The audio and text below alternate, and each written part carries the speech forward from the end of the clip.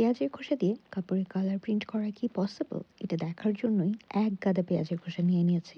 আজকে দেখব কিভাবে এটা দিয়ে কেউ প্রিন্ট করা যায়। ইয়ার অফ 1990 একজন অস্ট্রেলিয়ান টেক্সটাইল আর্টিস্ট এটা ফার্স্ট ইনভেন্ট করেছিল যে কিভাবে ন্যাচারাল ইনগ্রিডিয়েন্ট দিয়ে ফ্যাব্রিকে কালার করা যায়। আর এই পুরো প্রসেসটার নামই হচ্ছে ইকোপ্রিন্ট। ইকোপ্রিন্ট বেসিক্যালি দেশের বাইরে ফেমাস হচ্ছে গাছের পাতা ফুল এসব দিয়ে করার। লাস্ট ইয়ার আমি কিছু ওয়াইল্ড ফ্লাওয়ার্স দিয়ে এই ইকো প্রিন্টটা ফ্লাওয়ার বাউন্ডিং করে ট্রাই করেছিলাম। তখনকার রেজাল্টটা অনেক ভালো ছিল। এবার আমি ডিসাইড করেছি রান্নাঘরে থাকা পেঁয়াজের খোসা দিয়ে এটা ট্রাই করে দেখব।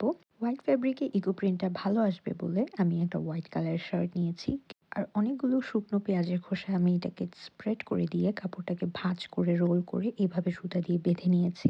কাপড়টাকে চাইলে আগেই ভিজিয়ে নেওয়া যায়, তবে আমি এখানে কাপড়টাকে আগে বেঁধে নিয়ে তারপর এটাকে ভিজিয়ে এটাকে স্টিম করতে দিব যতক্ষণ এটার কালারটা ছেড়ে না দেয়।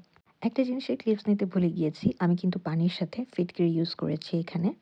এরপর একটা স্টিলের বাটির সাহায্যে আমি এটাকে স্টিম করব যতক্ষণ এটার কালার ছেড়ে না দেয়। কিছুক্ষণ পরে এসে দেখলাম যে এটা সুন্দর একটা কালার ছাড়া শুরু হয়েছে। আমি তো অনেক এক্সাইটেড হয়ে গিয়েছিলাম যে এটার পানিটা একদম খোসা থেকে পানির রং ছেড়ে দিয়েছে। এক সাইড যেহেতু স্টিম হয়ে গেছে আমি আরও একটা সাইড স্টিম করে নিয়েছি। এবার আমার মোটামুটি কালার পুরাটাই ছেড়ে দিয়েছে মনে হচ্ছে। কিছুক্ষণ এটাকে ঠান্ডা করে তারপর আমি সুতাটা খুলে এটা খুলে দেখবো এবং পেঁয়াজের খোসাগুলো আমি রিমুভ করে নিব।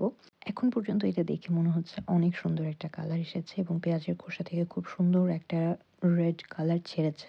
তবে এটা ড্রাই হওয়ার পরে কালার কতটুকু স্টে করবে ফ্যাব্রিকটাতে এইটাই হচ্ছে দেখার বিষয়। আমি পুরোটা পেঁয়াজের খোসা রিমুভ করে নিয়েছি, আপাতত এটা ভেজে অবস্থায় আছে। ড্রাই হওয়ার পর এবং আয়রন করার পর দেখতে কেমন লাগে ফাইনাল লুকটা নেক্সট ভিডিওতে শেয়ার করবো। Have a wonderful day, by.